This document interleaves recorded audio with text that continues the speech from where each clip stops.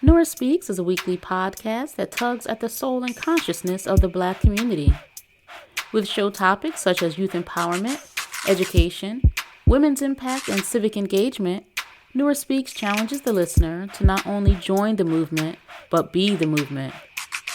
On the show, you'll learn from insightful guests who have demonstrated capacity in these fields and more, and I'm your host, Nora Muhammad. Welcome to the show.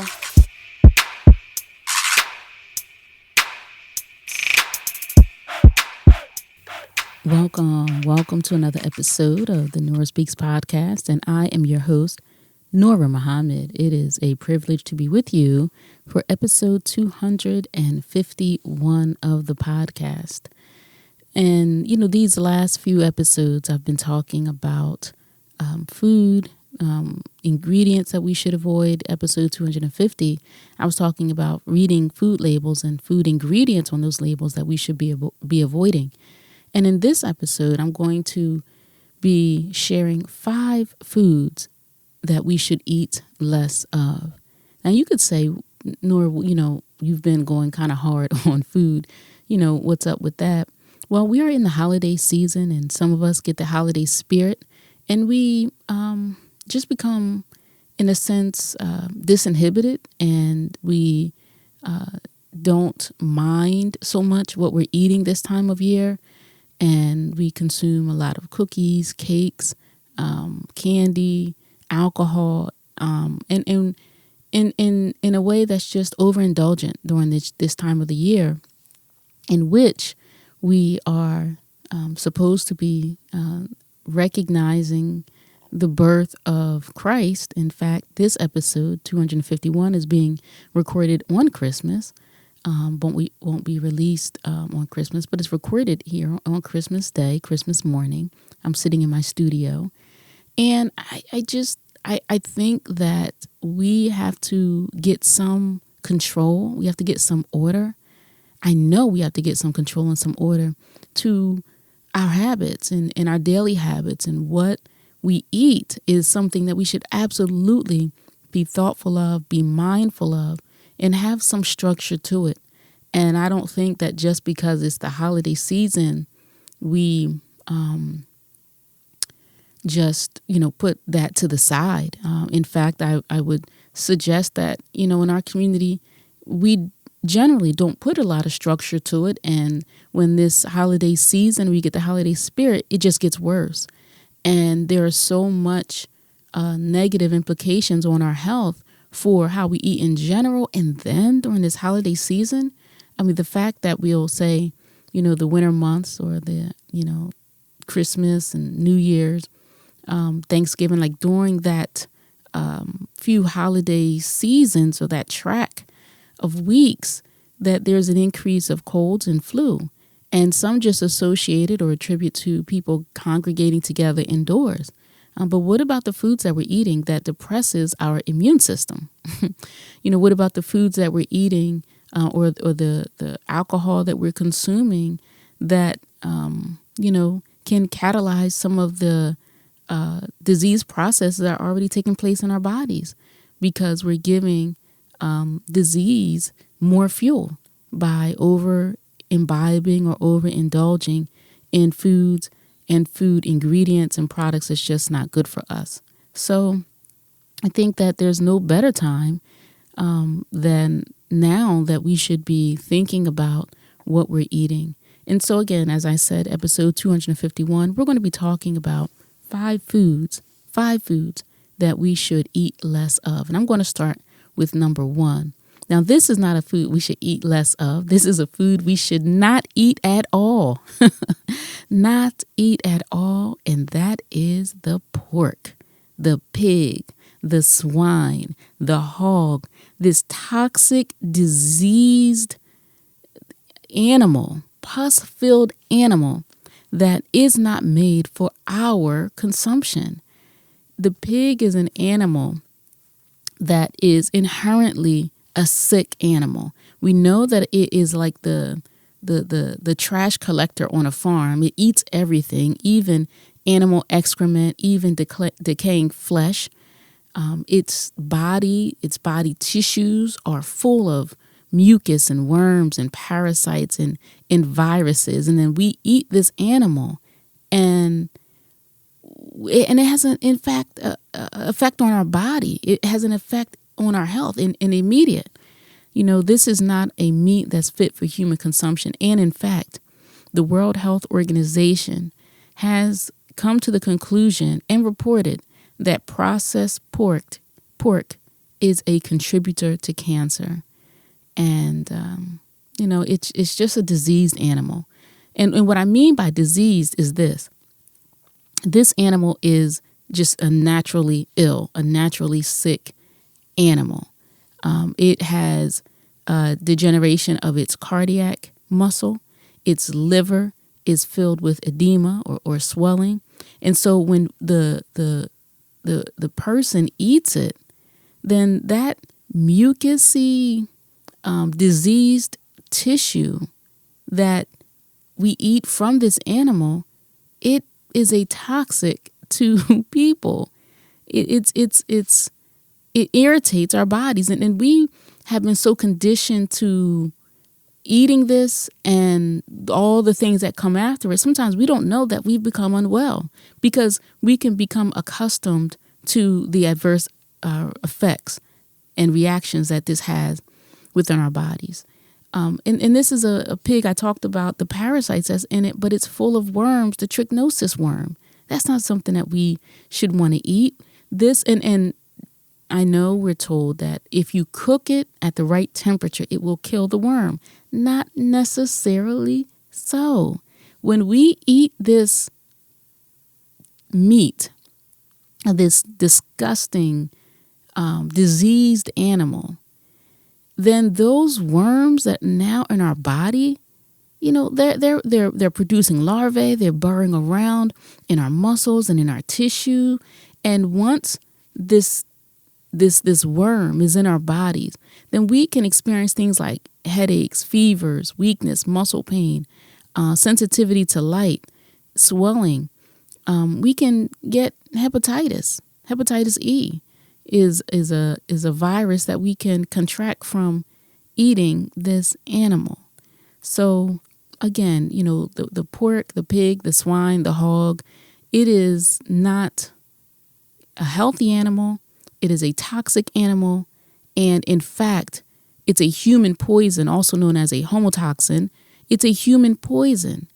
And it, because it is a toxin, when we eat it, it produces inflammation in our body. When we consume something, or our bodies come in contact with something that is an irritant or is a toxic like substance, then our body's defense mechanisms are activated, right? And so think about when you get stung by a bee, that area swells up, right? Your body is having a reaction. That's the same thing that happens when we are ingesting this toxic meat. So just be thoughtful. And I'm not saying this just because I'm Muslim. You may say, well, Nora, I know you're a Muslim and Muslims don't eat pork. And Muslims don't eat pork, shouldn't eat pork. No one should eat pork. And it's not so much a religious decision. It is a health decision. I'm grateful that my practice or my religion, my way of life, teaches me about the danger of this toxic animal. But it's not a religious decision not eating meat. It is a health decision. I'm trying to use intelligence in every area of my life, and especially with what I'm eating.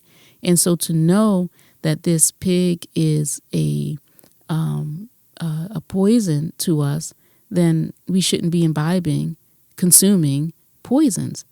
And, certainly it's in the Holy Quran, and it's even in the Bible for the Christian who uses that book for guidance. It is also in the Bible that we shouldn't eat this. But it's Christmas, and today I'm sure that there's the Christmas ham, just like there was the Thanksgiving ham. And so it's something that is divinely prohibited, but we eat it often on religious occasions, right? It'll be back on the table in the spring for Easter. But let's use intelligence. Let's use our better judgment and stay away from this animal. And if you want to learn more about the pig, I did an entire episode episode 171, and you can go to that episode and read more about what I said about this awful, awful animal.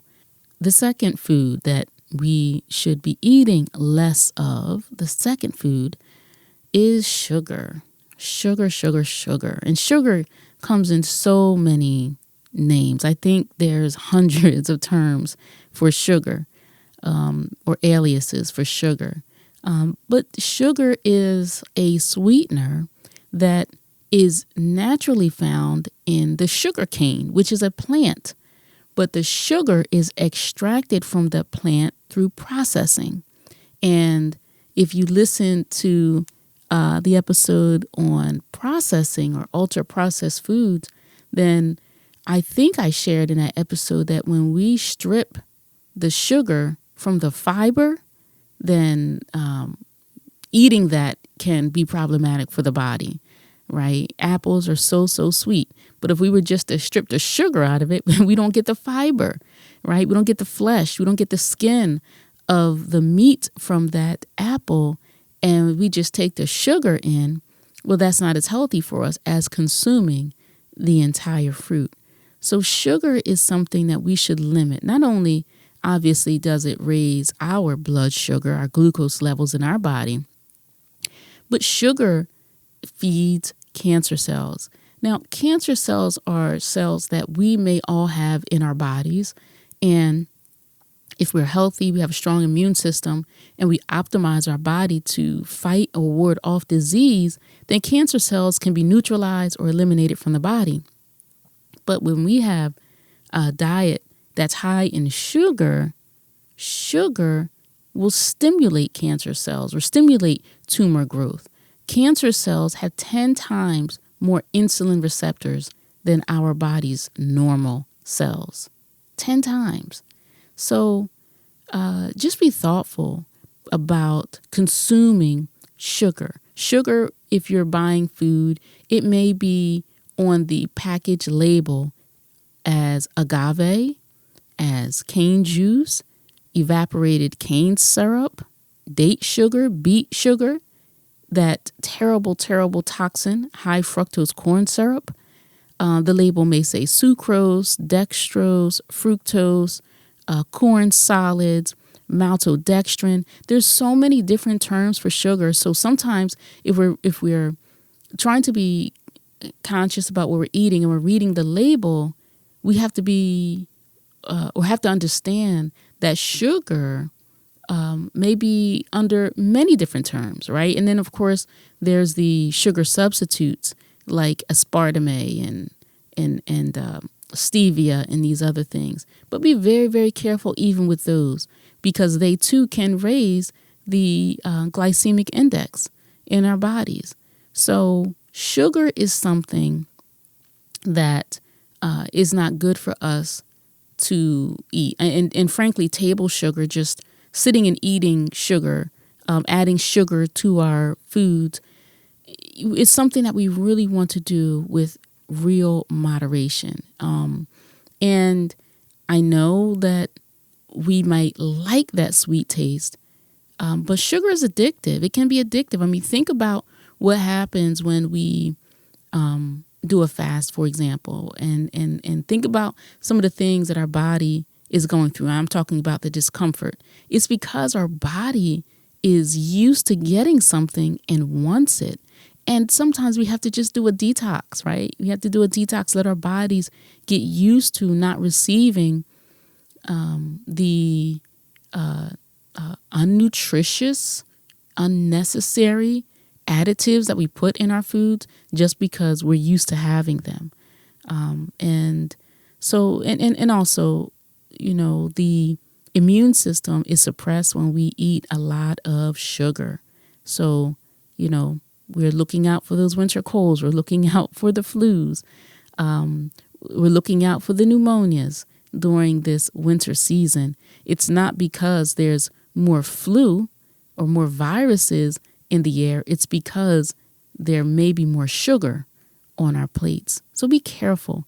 And then I'll add lastly about sugar is that when we are trying to buy healthier foods, be careful that if something is sugar-free, it may say sugar-free on the label, but that it has some kind of industrialized sugar alternative that's also not good for us. Or if it has sugar-free, then it may also have higher fat content, higher salt content. And I don't think I mentioned corn syrup. I said high fructose corn syrup, but also corn syrup is another term for sugar that we should be looking for and looking out for on our label. So let's eat less sugar. So number one, we had pork to eat less of, or we should eliminate that monster totally from our diet. We're eating our own enemy and eating that nasty, destructive pig. And then number two, sugar. Sugar, which is something that contributes to disease in our body. Let's reduce how much we're eating of our sugar. And third, meat. Meat. You may say, well, you already talked about pork. Right, I did, but pork needs its own number. And as I said, it's something that shouldn't be eaten at all. But if we are going to eat meat, let's eat meat in moderation, eating less meat than we are used to. Meat is not something that humans, it has a natural, it's a natural part of our diet. It is not. If you look at our teeth, we have a few canines in our mouths, canine teeth. The rest of our teeth are not sharp like a lion's teeth. A lion's teeth is made to rip the flesh, to rip into flesh and swallow it, right? Our teeth are designed for grinding. Now, yeah, we have those sharp teeth in the front because we want to be able to eat those apples, right? But if you look at our teeth are really made for vegetation, right? For us to be vegetarians. And although we eat meat and, beef and or lamb and chicken, those aren't divinely prohibited like the pork is. But it's something that we should eat very, very conservatively because it's just better for our bodies. Animal protein is known to cause a strain in our kidneys. And as Black folks, we know that we cannot afford to have kidney dysfunction or kidney problems. We are already clogging the kidney donor list. And I don't mean clogging. I don't mean to be disparaging, but I mean so many Black people are waiting for kidney transplants.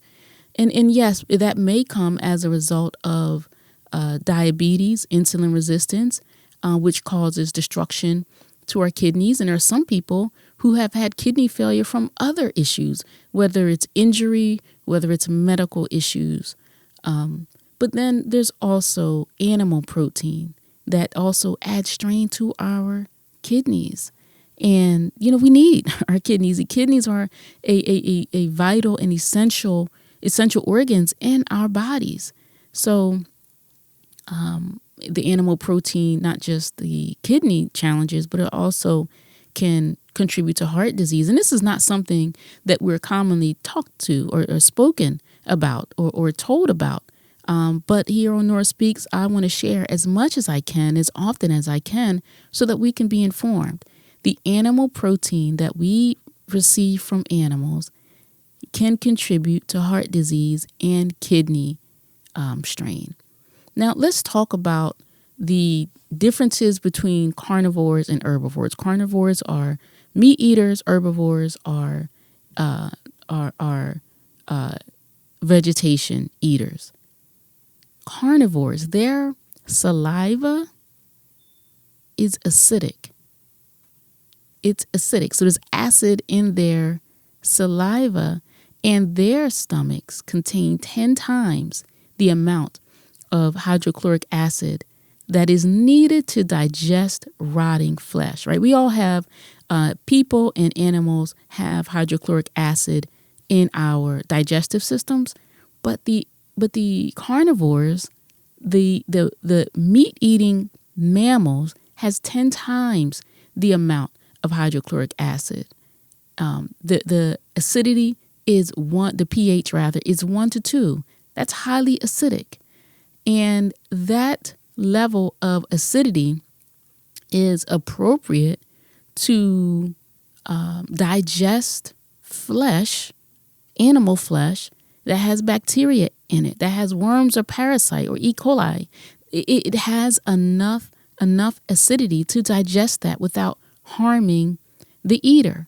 And then I'll also share that the intestinal tract of a carnivore is much shorter than us, which I say, and science has shown, we are naturally herbivores, right? Their intestinal tract is only about 7 to 10 feet.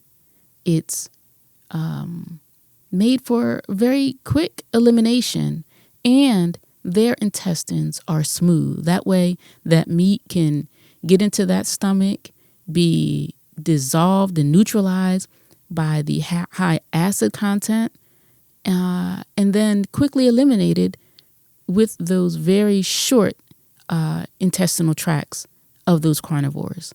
Now, for herbivores, the pH in our stomachs is 4 to 5. Remember, the pH of a carnivore is 1 to 2. The pH of our stomachs is 4 to 5, which means, yes, it's acidic, but not as acidic as the carnivore.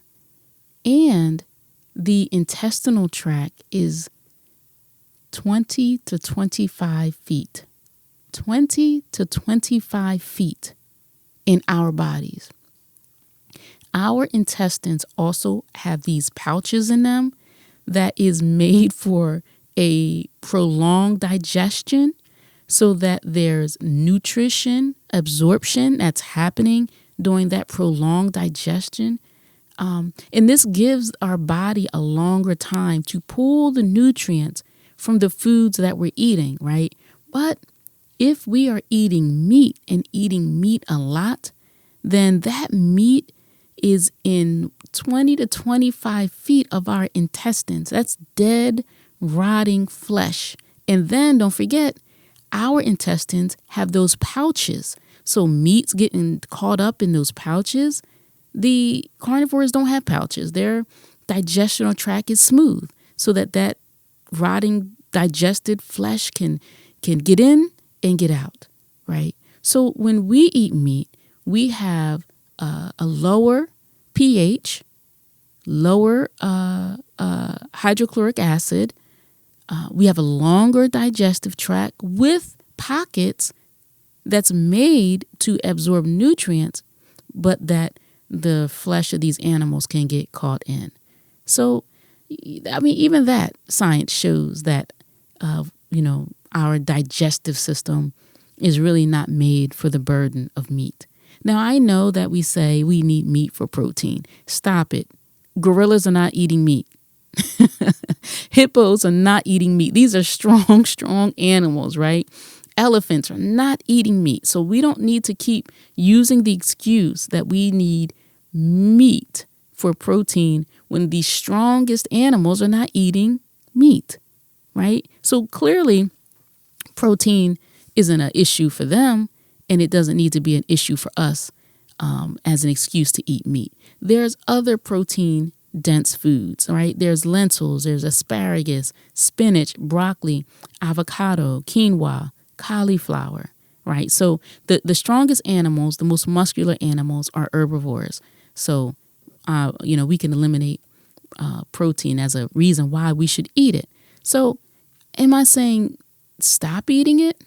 If you can, but just be thoughtful about what I shared and eat less. So foods to eat less of: pork, eliminate it completely. Number 1. Number 2, sugar. Number 3, meat. And number 4 is dairy. Dairy, right? Look, when I was growing up, I was told that milk does a body good. Well, who started that campaign?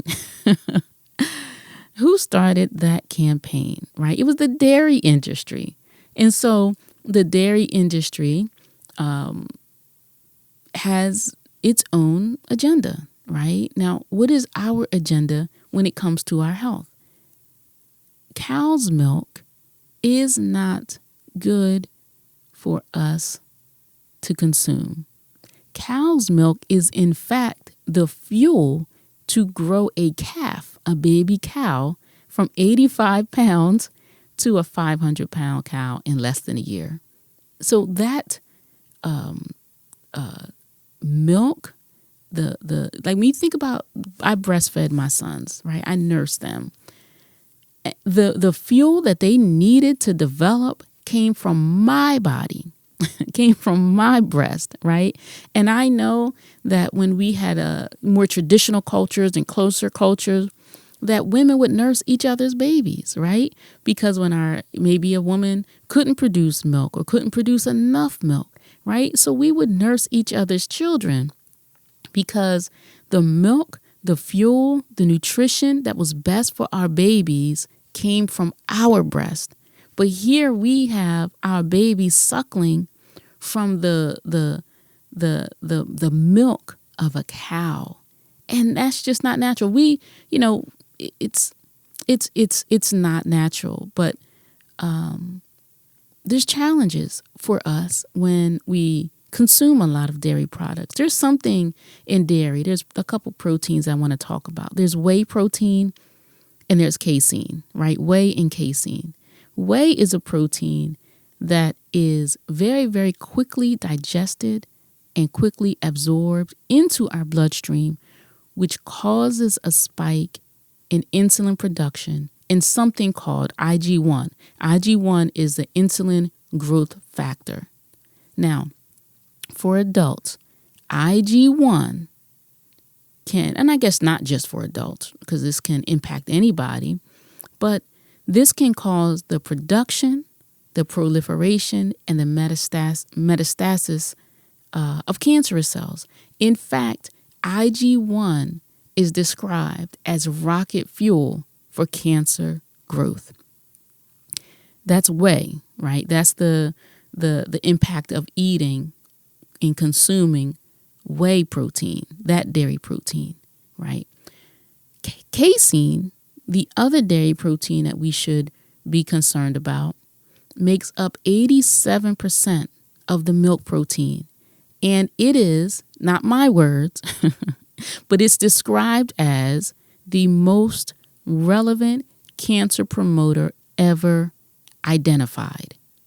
The most relevant cancer promoter ever identified, casein. So here we have whey protein, we have casein, both dairy proteins. Whey causes a spike in insulin growth factor 1, which causes the metastasis of cancer cells.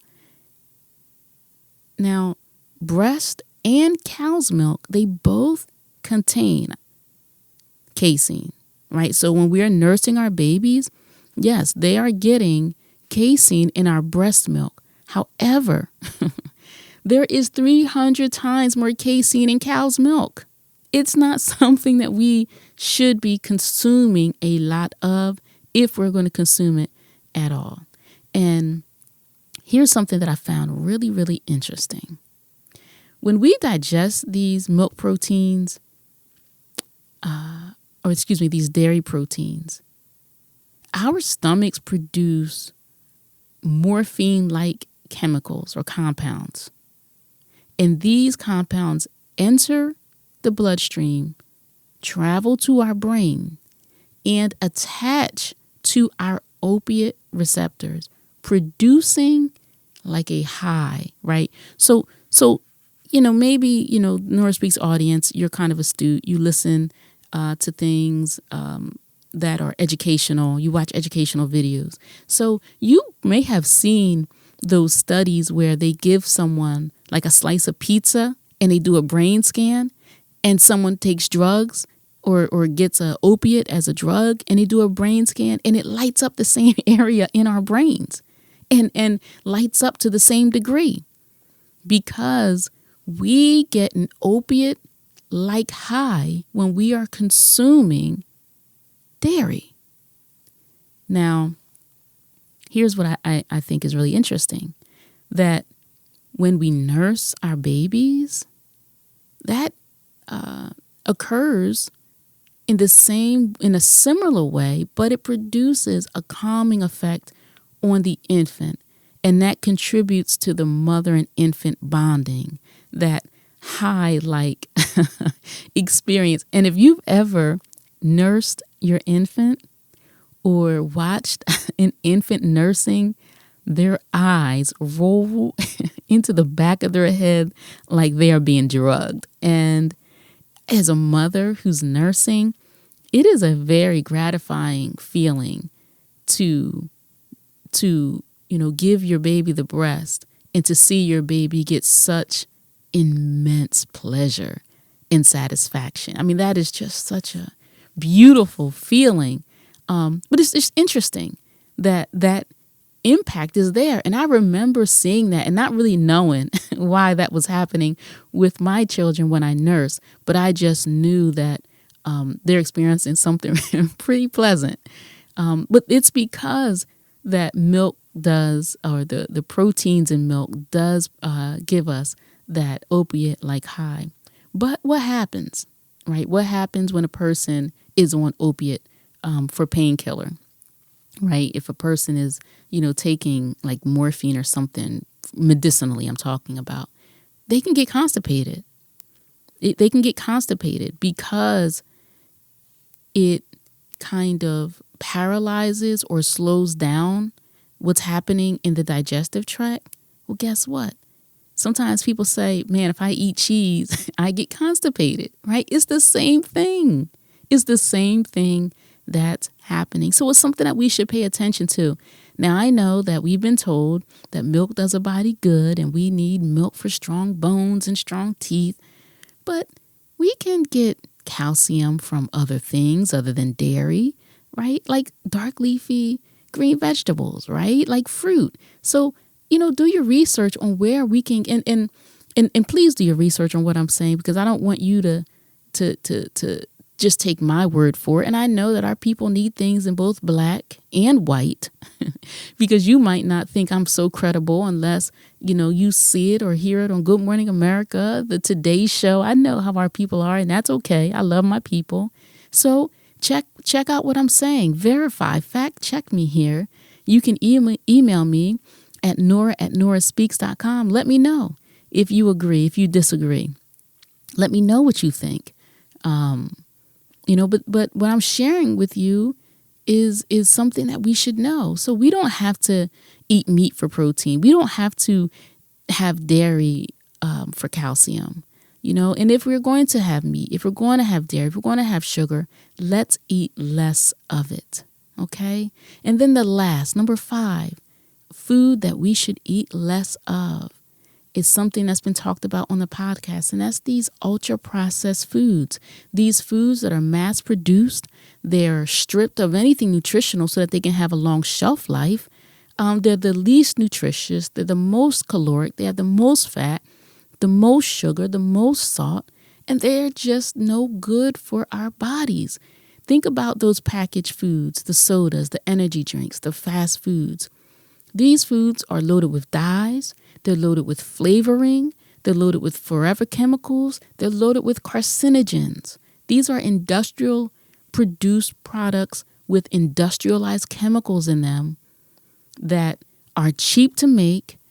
They have a long shelf life, so the stores don't have to have a high turnover of these products, but they're no good for our bodies. And our consuming these ultra-processed foods increases our risk of cancer, of diabetes, of cardiovascular disease, of dementia, Alzheimer's, depression, anxiety, and so many other conditions. So let's do our best to eat fresh, more fresh foods, less ultra-processed foods. And I know that it can be very challenging because we've just been so accustomed to eating pork or to eating dairy and a lot of sugar and a lot of meat, a lot of processed foods. But now that you've heard this, I hope that you will think about the next time we open a wrapper, the next time you pop that tab back on that can of soda, you open that bottle, you open that jar. think about what it is that we're buying from these store shelves. Think about what's there on our plate. And just a little tip that I want to share with you, because I know that all of this may be overwhelming to you. And I've said this before, that gradual change is best because it's the most sustained change. You don't have to try to change everything at once. Look, some people, they just have that capacity that they can say, I want to quit smoking, and they stop in one day and don't look back. Some people have to wean themselves from it. Whatever we do, if we have the intention to make the change, let's find the right way to make that change. And for some, it's a gradual process.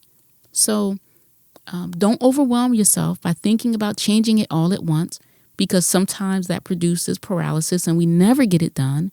So make gradual changes. So here's a tip that I want to share. The next time you're sitting down and you're eating, look at your plate. Look at your plate.